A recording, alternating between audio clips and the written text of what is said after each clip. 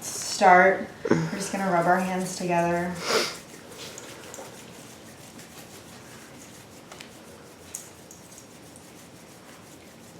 And bring them a little bit apart and just breathe in and out.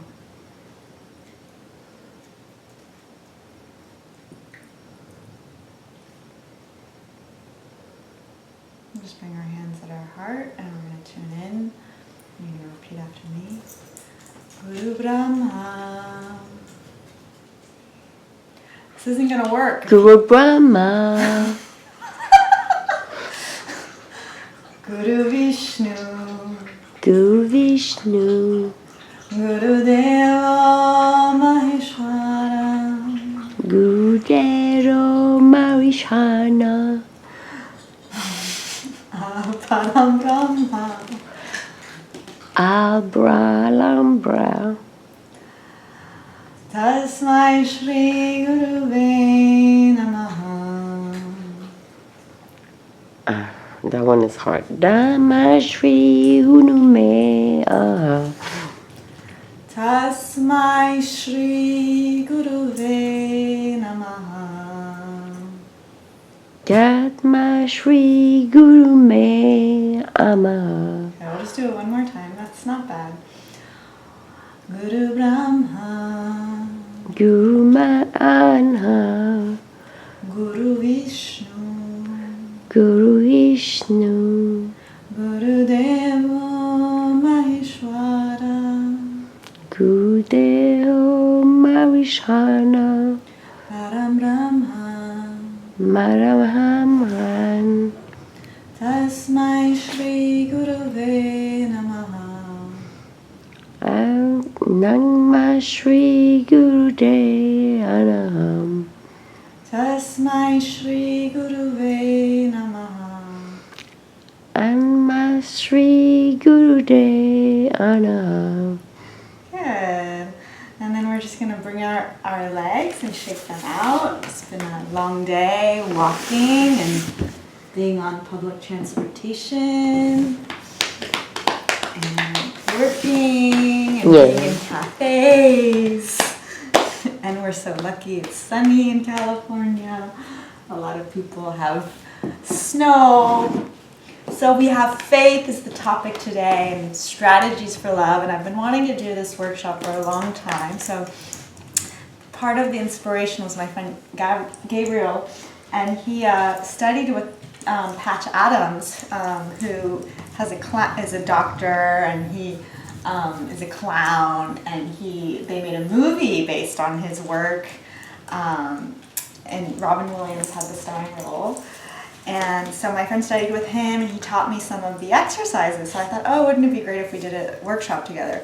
So it never really happened until now. I'm doing it now. But basically there are actually strategies to how to really love someone that maybe you don't always love. Because we don't love everyone. So how can you see the beauty in someone else and slowly open your heart? So that's actually the focus for next week. So we're going to go over a really great exercise which you can do on the bus, which is a great time to do it, or when you're maybe waiting at the DMV or at the doctor's office or with a lot of strangers and you're kind of like seeing people that, I mean, I remember taking the bus all the time and it would kind of, some people would bother me and he taught me this exercise. So you just find one aspect of the person that you love. So it could be their hair, could be they have stylish earrings, could be, you just see, oh, they have really good skin. And you just focus on that one thing and you look at it and you say, wow, I love that one part. And it's like a seed that'll grow. So it's not like you have to see the whole person and love them. You just have to see one thing. Like you sometimes bother me. But I can say, oh, she's got strong legs. She's got nice legs, my mom. You have really nice, sexy legs. I think you always will. So, I'm like, I'm really, I gotta admire her. She works out and she's a strong lady. And Choo Choo, when I first saw him, he had like rough hair, and he was really skinny. But he has these adorable eyes, and right here his hair is really soft. And with time, I loved him, and he gained weight, and he's softer here because I gave him a haircut. And now I see only beauty and love. So faith is the topic today. And when we think of faith, it's interesting because we have faith in our breath. We just assume our next breath is going to come. And we don't know that it's going to come. We take it for granted, yet that is the substance of life. It is the essence of, you can live without food. You can even live without water for 3 days. But breath, maybe 3 minutes, right? After 3 minutes, you're done. Mm-hmm. Some people maybe can do it longer, like Michael Phelps. But do you have faith the sun will rise tomorrow? Exactly. That was going to be my next thing. You're so brilliant. And we have faith that the sun will rise tomorrow. And we have faith that, most of us have faith, except for maybe some people who are more aware or older, that we're going to wake up tomorrow. So we take our life for granted, we take our breath for granted, and we just have faith that the sun will rise. So we know that the breath is going to sustain us, and we know the sun is going to rise tomorrow. But why? Why do we have this faith? Because it happens every day. Because it happens every day. So there's a pattern, and that instills faith. So it's easy to have faith in things that we see and that happens every day. But the struggle, I think, in life is to have faith for things that are not seen. And that's actually from the Bible. I think it's Hebrews 1:11 or 11:1 or something like that. Faith is, and I'll have to Google it. Oh, it's having... Faith is hope for things not seen.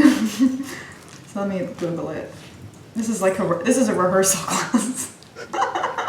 Yeah, faith is believing in something that you have not seen. Exactly. Faith is the substance of things hoped for, but not seen. Yeah, I also have my journal. Faith quote Bible. Let's see if it comes up. I think it's Hebrews. I'll just write Bible. Hopefully it'll come up. Oh yeah, it's Hebrews 11:1. So here it is. Now faith is being sure of what we hope for and certain of what we do not see. So you need to be certain of what we do not see and sure for what we hope for. So if we hope, say I hope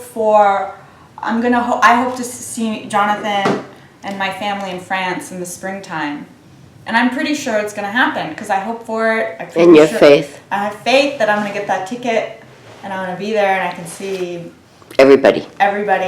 Can you not fill in my sentences? Can I request that you not interrupt me like you do? Oh, sorry. So that is the hope.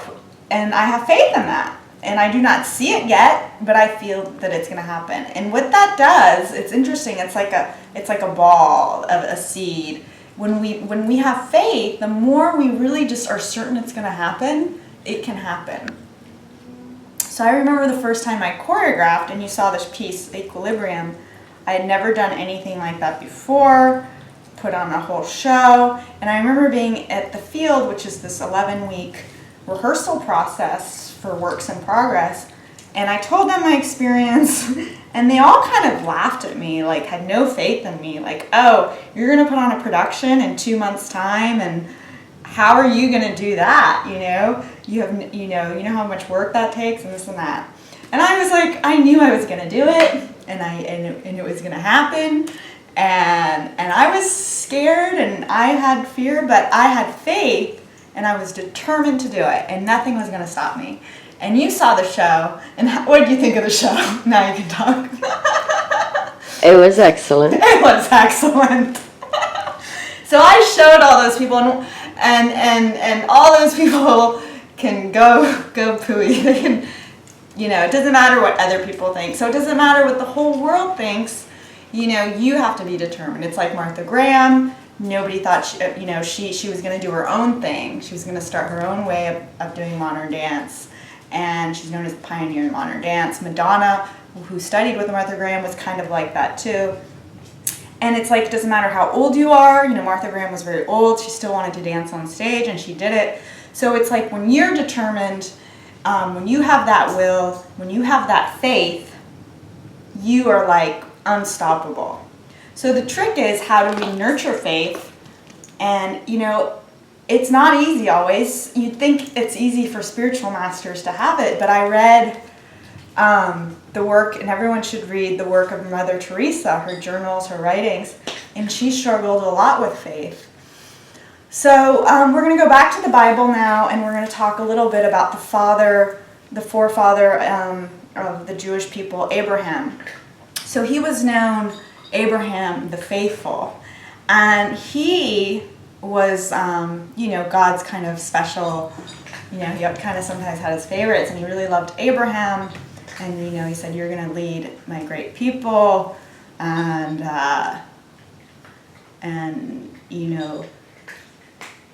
Abraham has a son, Isaac.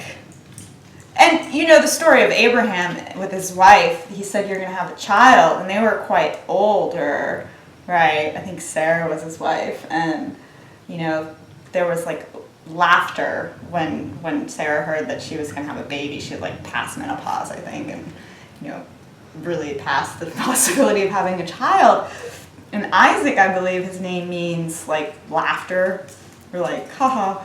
Something like that. This is definitely needs to be worked on this workshop, so I'm certain of what I'm saying. But he was the most faithful, and I'll remind those who don't know the story. Basically, so Sarah does end up having a child, and Abraham and Sarah have Isaac, who's the second in the lineage. And so you need to have faith. That's basically all that we need to do with Hashem, with God, is to just have faith that He has our best interest at heart, that she, really, we don't understand everything in this life. That's definitely true, but there is a reason that we don't understand for everything that's happening. And if we just have faith, then we are doing our part. It doesn't mean we don't work. It doesn't mean that we don't take action. But we must have faith. And it has to be a feeling from your heart. I have faith. And so Abraham has his son Isaac, and then God tells Abraham, I want you to kill your son. And I don't know how Abraham is willing to do it, but he's like, okay. Because everything up until that point, Abraham sees that God is a loving, kind God. Now, I don't know if I see it that way, because if a guy that says he's God tells me to kill my son, I don't think that's a kind action.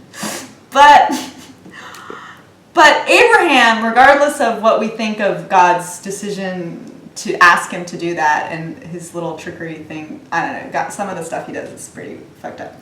But anyway, he's telling Abraham this, and Abraham is the faithful one. It's faithful Abraham, because he is willing to do it, because he has faith that God, for whatever reason, he doesn't understand why, that is the thing to do. So I am not saying we should commit murder, because that is not one of the 10 Commandments, as we all know, and it's wrong. But how can we just have more faith? Because we all need more faith. So we're going to do a meditation, because when we change our vibration, we change our frequency, and we can get out of our head and into our heart. And I think our head gives us doubts. Sometimes we think, oh, I shouldn't go to France. I don't have any money. I shouldn't go to France. I have a studio to take care of. I shouldn't go to France. I have Choo-Choo to take care of.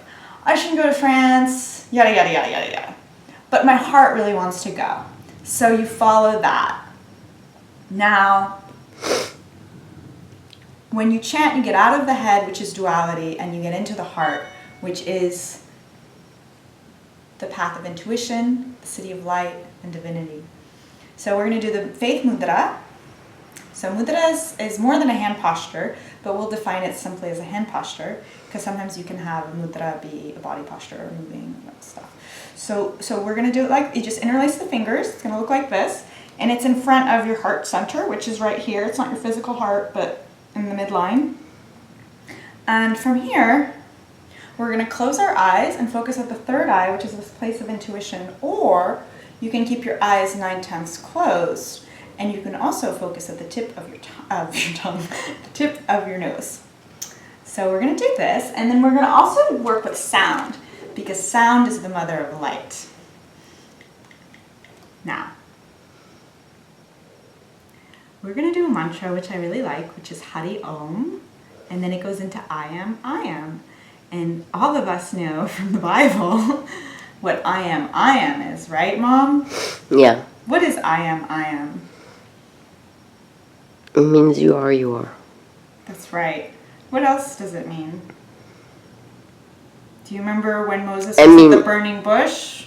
I mean, you are whatever you are meant to be. That's right. And when Moses was at the burning bush with God, and Moses said, "Who shall I say sent me?" Because he was a very humble man. God, he said, "What is your name? Who shall I say sent me?" God says, "My name is I am that I am."